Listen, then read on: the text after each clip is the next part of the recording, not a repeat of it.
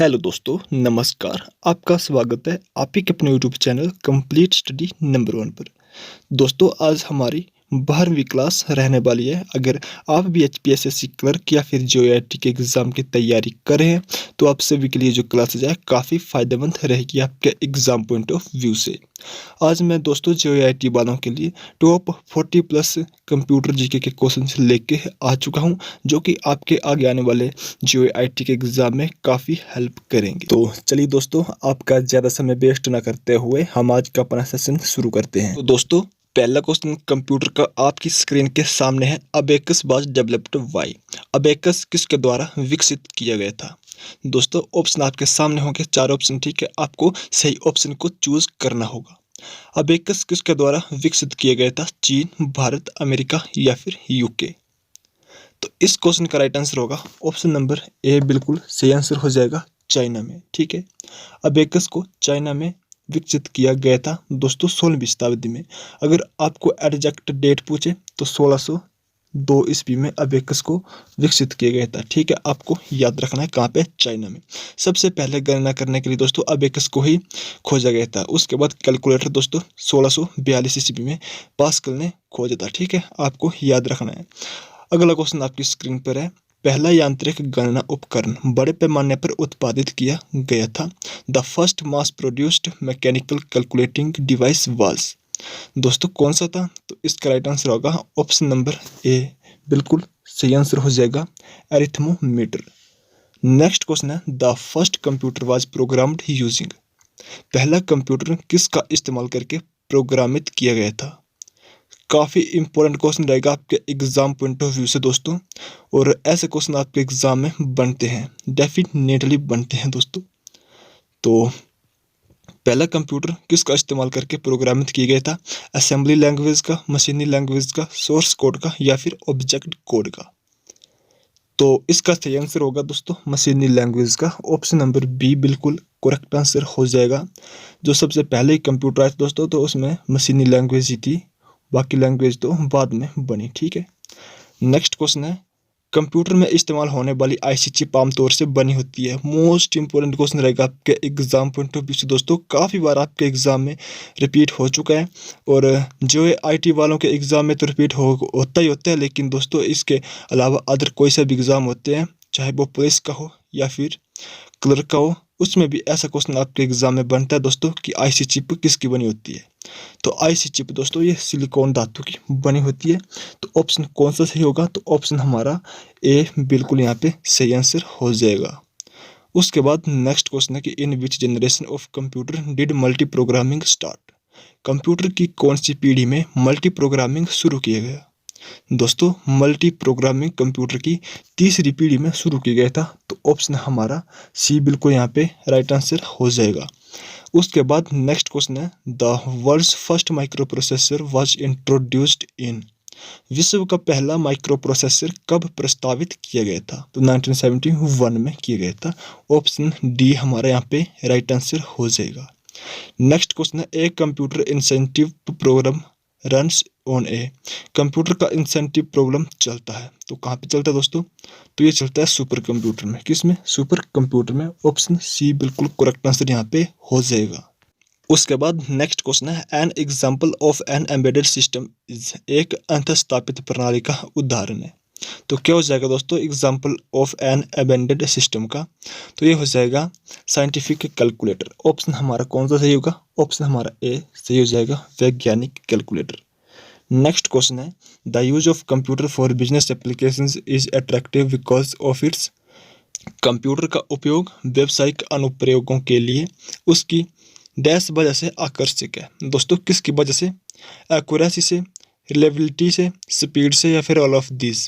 तो इसका right answer होगा ऑल ऑफ दिस, क्योंकि दोस्तों उसमें एक्यूरेसी भी होती है, ठीक है, विश्वसनीयता भी होती है, स्पीड भी होती है। तो ऑप्शन डी बिल्कुल हमारा राइट आंसर हो जाएगा, इन सभी की वजह से आकर्षक होता है। नेक्स्ट क्वेश्चन है, पहला कंप्यूटर आर्किटेक्चर प्रस्तावित किया गया था। The first computer architecture was introduced in. तो ये किया गया था दोस्तों 1970 में। Option A correct answer. Next question है, सिस्टम यूनिट का प्रमुख सर्किट बोर्ड है। कौन सा हो जाएगा दोस्तों? The main circuit board of the system unit is the तो ये हो जाएगा मदरबोर्ड। ऑप्शन नंबर हमारा सी बिल्कुल यहाँ पे करेक्ट आंसर हो जाएगा। ठीक है, उसके बाद दोस्तों अगला क्वेश्चन है कि the clock rate of A processor is measured in. Processor की घड़ी की दर को किस में मापा जाता है? तो दोस्तों मेगा हर्ट्ज या फिर गीगा हर्ट्ज में। तो ऑप्शन हमारा डी बिल्कुल यहाँ पे सही आंसर हो जाएगा। अगर दोस्तों आप आगे भविष्य में JOIT का एग्ज़ाम देने वाले हैं या फिर 903 वाला एग्ज़ाम देने वाले हैं तो आप इन क्वेश्चंस को नोट जरूर कर लीजिएगा, अगर आपको इनमें से कोई क्वेश्चंस नहीं आता हो तो, क्योंकि आपके आगे आने वाले दोस्तों JOIT के एग्ज़ाम में काफ़ी हेल्प होगी।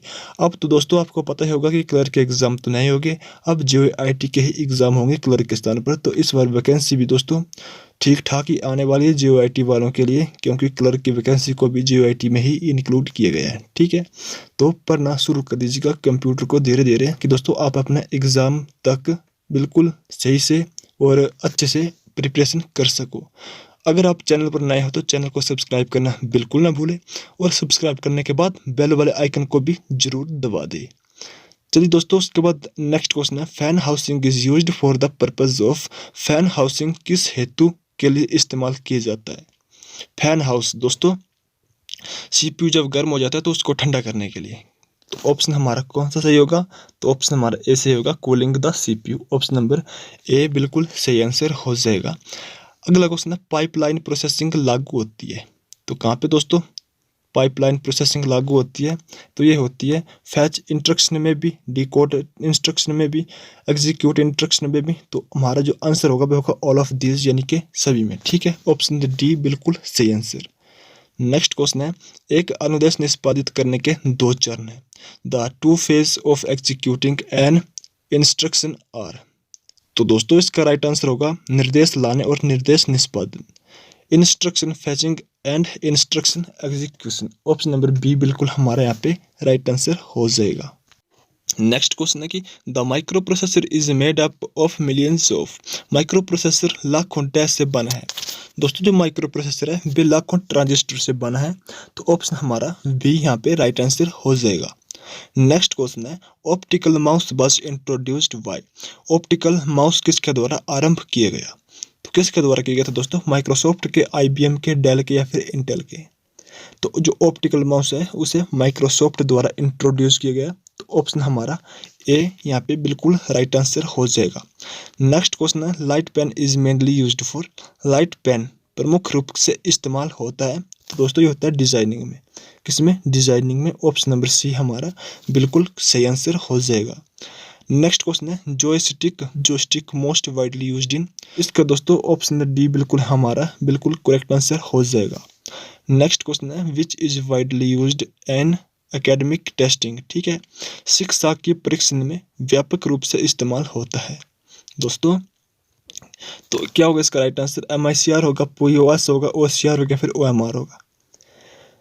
तो इसका राइट आंसर होगा OMR, जिसका दोस्तों फुल फॉर्म होता है ऑप्टिकल मार्क रीडर। ठीक है, OMR क्या होता है दोस्तों जब आप कोई भी एग्ज़ाम देते हैं, जैसे जब आप JOIT का एग्ज़ाम दोगे या फिर क्लर्क का एग्ज़ाम दोगे, तो आपके सामने जो 4 ऑप्शन भरने को गोले आएंगे दोस्तों, वो होती है OMR सीट। ठीक है, तो OMR सीट होती है दोस्तों, उसका ही इस्तेमाल किया जाता है कहाँ पे? एकेडमिक टेस्टिंग में। ठीक है, OCR इसकी फुल फॉर्म आपको पता होनी चाहिए क्योंकि आपके एग्जाम में आता है। ठीक है, ऑप्टिकल कैरेक्टर रिकॉग्नाइजेशन, इसकी OCR की फुल फॉर्म है। और MICR की फुल फॉर्म भी आपके एग्जाम में दोस्तों क्वेश्चन बनता है कि MICR की फुल फॉर्म क्या होती है। तो दोस्तों इसकी फुल फॉर्म होती है मैग्नेटिक इंक कैरेक्टर रिकॉग्नाइजेशन। आप याद रखिएगा। MP3 क्या है दोस्तों? MP3 क्या है आपको बताना है। तो MP3 है ए साउंड फॉर्मेट। क्या है दोस्तों? Sound format. ऑप्शन सी बिल्कुल करेक्ट आंसर यहाँ पे हो जाएगा। नेक्स्ट क्वेश्चन है, which of the following is inkless printer. निम्न में से कौन सा बिना स्याही का प्रिंटर है? दोस्तों कौन सा हो जाएगा? इंकजेट प्रिंटर होती है दोस्तों स्याही, लेजर प्रिंट में भी होती है, प्लॉटर प्रिंटर में भी होती है। तो फिर कौन सा होगा राइट आंसर? तो फिर होगा हमारा थर्मल प्रिंटर में। ऑप्शन सी बिल्कुल सही आंसर। नेक्स्ट क्वेश्चन है, which is a graphics output device that plots on paper attached to a flat surface. समतल सतह से संलग्न पेपर पर कौन सा ग्राफिक आउटपुट डिवाइस आलेखन प्लॉट करता है? तो कौन सा करता है दोस्तों? तो ये करते हैं फ्लैट बेड प्लॉटर, ऑप्शन हमारा डी बिल्कुल राइट आंसर हो जाएगा। प्लॉटर दोस्तों आपके लिए होमवर्क रहेगा, मैं आपको एक क्वेश्चन बताता हूँ, आप कमेंट बॉक्स में जरूर बताइएगा प्लॉटर क्या है दोस्तों। प्लॉटर आउटपुट डिवाइस है या फिर इनपुट डिवाइस है, आप दोस्तों कमेंट बॉक्स में जरूर बताइएगा, ठीक है, कि प्लॉटर क्या है, एक आउटपुट डिवाइस है या फिर इनपुट डिवाइस है। उसके बाद नेक्स्ट क्वेश्चन है कि पैरेलल पोर्ट जोड़ सकता है, पैरेलल पोर्ट कैन कनेक्ट दोस्तों किसे जोड़ सकता है, तो ये जोड़ सकता है प्रिंटर और स्कैनर, यानी कि दोस्तों दोनों को। तो ऑप्शन हमारा कौन सा सही होगा, ऑप्शन हमारा डी बिल्कुल राइट आंसर हो जाएगा।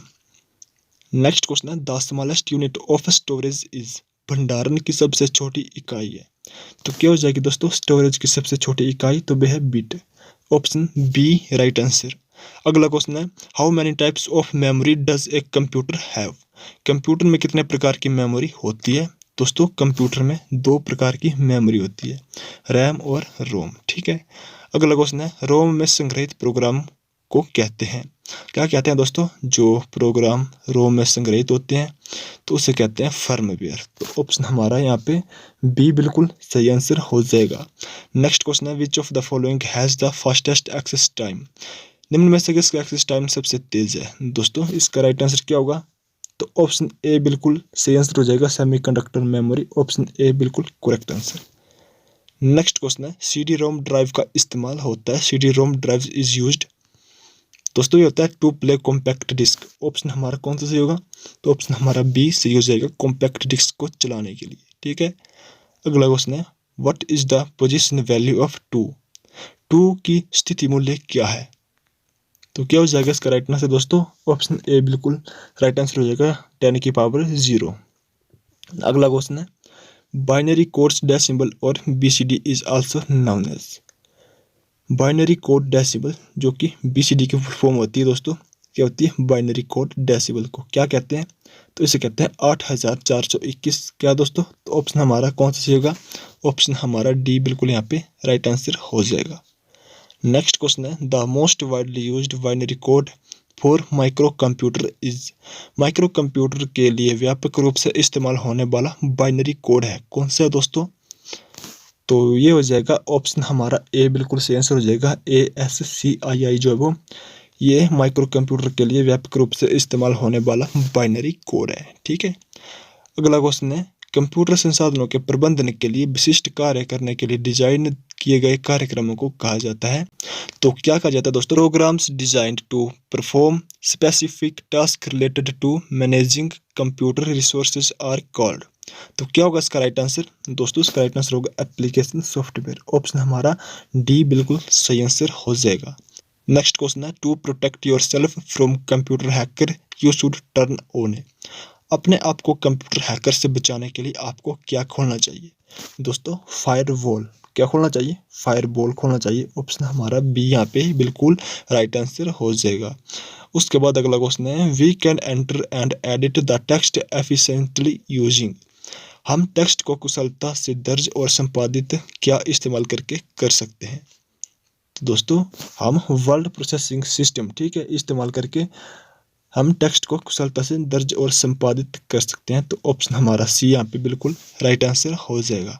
नेक्स्ट क्वेश्चन है the lowest form of computer language is called, computer language का निम्नतम स्वरूप है, क्या दोस्तों, तो ये हो जाएगी कौन सी दोस्तों लैंग्वेज है, तो मशीनी लैंग्वेज, सबसे न्यूनतम यानी कि सबसे लोएस्ट फॉर्म है दोस्तों मशीनी लैंग्वेज। बाकी जो फोर्ट्रोन है दोस्तों, ये जो फोर्ट्रोन और कोबोल है ये तो हमारी सेकंड जनरेशन में आई थी।